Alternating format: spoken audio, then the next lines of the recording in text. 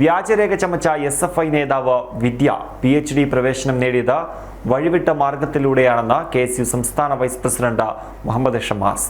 ഇതിന് CPM SFI നേതാക്കളുടെ ഒത്താശയുണ്ടായിട്ടുണ്ടെന്നും ഷമാസ് കണ്ണൂരിൽ വാർത്താസമ്മേളനത്തിൽ ആരോപിച്ചു. 2019 കാലടി സംസ്കൃത സർവകലാശാലയിൽ നടന്ന PhD എൻട്രൻസ് പരീക്ഷയിൽ വിദ്യക്കായിരുന്നു 1ാം റാങ്ക്. PhD അഡ്മിഷന് എൻട്രൻസ് പരീക്ഷയുടെ റാങ്ക് പരിഗണിക്കില്ല. റിസർച്ച് കമ്മിറ്റിക്ക് മുമ്പിൽ പ്രപ്പോസൽ അവതരിപ്പിക്കാനുള്ള അവസരമാണ് പരീക്ഷയിലൂടെ ലഭിക്കുന്നത്. ജനറൽ വിഭാഗത്തിലെ വിദ്യാർത്ഥികൾ 50% മാർക്കും SC/ST കുട്ടികൾ 45% മാർക്കും വാങ്ങിയാൽ റിസർച്ച് കമ്മിറ്റിക്ക് പങ്കെടുക്കാനുള്ള യോഗ്യതയാകും.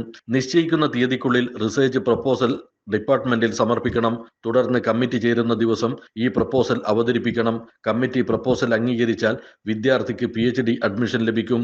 പ്രവേശന പരീക്ഷയും പ്രപ്പോസൽ അവതരണവും കഴിഞ്ഞ് ലിസ്റ്റിട്ടപ്പോൾ അതിൽ വിദ്യയുടെ പേരുണ്ടായിരുന്നില്ല. കാലടി സർവകലാശാലയിൽ 10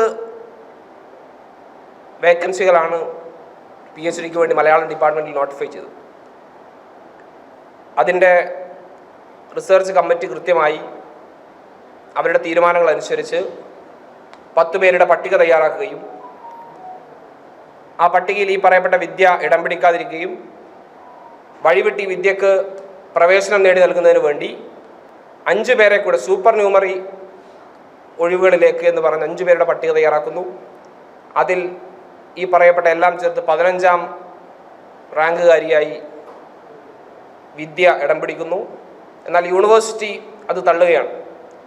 യൂണിവേഴ്സിറ്റിയിലെ സെക്ഷൻ ഓഫീസർ ഉൾപ്പെടെയുള്ള ആളുകൾ കൃത്യമായി ഈ തീരുമാനം നടപ്പിലാക്കാൻ കഴിയില്ല, നിയമപരമായി നിലനിൽക്കുന്നതല്ല എന്ന് മറുപടി നൽകുന്നു. അവിടെ യൂണിവേഴ്സിറ്റിയുടെ വൈസ് ചാൻസലർ ഉൾപ്പെടെയുള്ള ആളുകളുടെ അടുത്ത് സമ്മർദ്ദം ഉണ്ടാകുന്നു. ഇതിന് വിയോജനക്കുറിപ്പ് എഴുതിയ സെക്ഷൻ ഓഫീസറുടെ അടുത്ത് വലിയ രാഷ്ട്രീയ സമ്മർദ്ദം ഉണ്ടാകുന്നു. എന്നിട്ടും അദ്ദേഹം അതിന് തയ്യാറായില്ല. അവസാനം ഈ പറയപ്പെട്ട വിദ്യ കോടതിയെ സമീപിക്കുന്നു.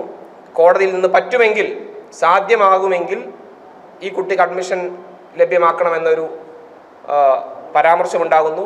അതുമായി വീണ്ടും സർവകലാശാലയെ സമീപിക്കുന്നു.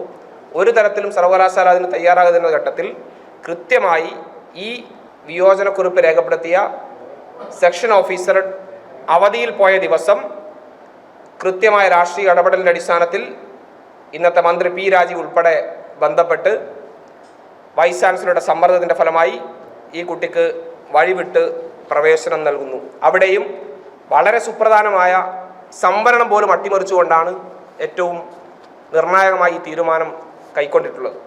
സംവരണത്തെ പോലും കാറ്റിൽ പറത്തിയാണ് വിദ്യക്ക് അഡ്മിഷൻ നൽകിയതെന്ന് മുഹമ്മദ് ഷമാസ് ആരോപിച്ചു.